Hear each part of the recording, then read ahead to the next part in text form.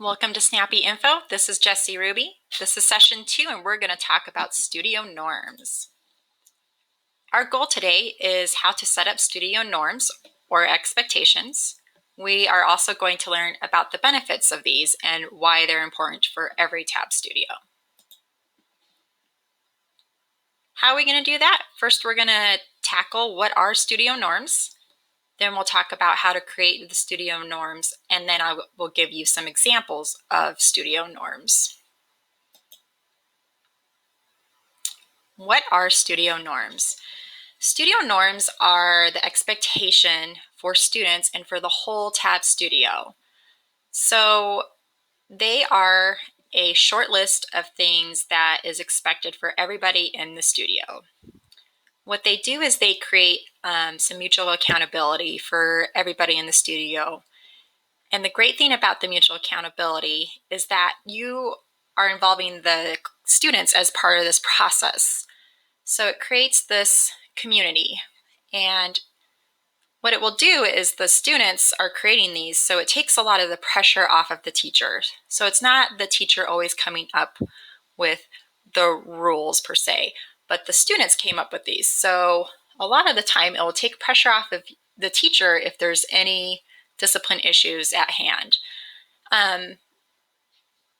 They really do create the sense of community because the students have so much ownership in the tab studio. So involving them in this process is really important.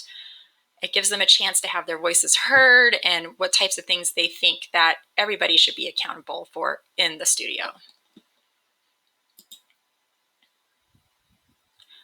All right, so how do you get started with these? So the first thing I will tell you that it's a community decision.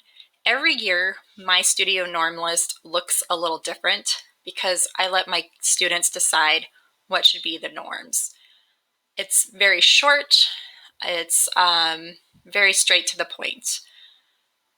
If you have school expectations, maybe you can tie in your school expectations into those norms. At our school, we have be responsible, respectful, safe, and kind. So I always tie those into our studio expectations. Also think about how you can make them age appropriate. My list for kindergarten looks very different for 5th grade. Kindergarten is very short and sweet, but I try to make pictures with it and things that are easy for them to understand. And above all, always model to your students on what they should do. If we have to be responsible for our own mess, what does that look like? Having them model and model for each other and really giving them that visual on what that looks like.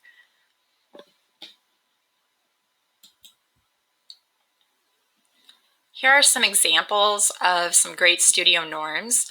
If you notice when you look at my studio norms on my website, they never say do not do this. They always focus on a positive on what the student should be doing. Young children always do what they hear first, so always say what they should be doing. So one of them is focus on artwork, be responsible for your own mess, grow as an artist, and plan group arts. I like these few because you can always tie them back to any type of issue in the classroom. Grow as an artist. Are you working today as an artist? Are you really trying your best and growing? Oh, remember, we have this in our studio norms. We said that this was our responsibility in the studio. Be responsible for your own mess. I try my best to never ever clean up and leave my students in charge. So having them go back and be responsible is really important. All right, thank you for listening in to session 2. We're going to get ready for session 3 to talk about remote learning.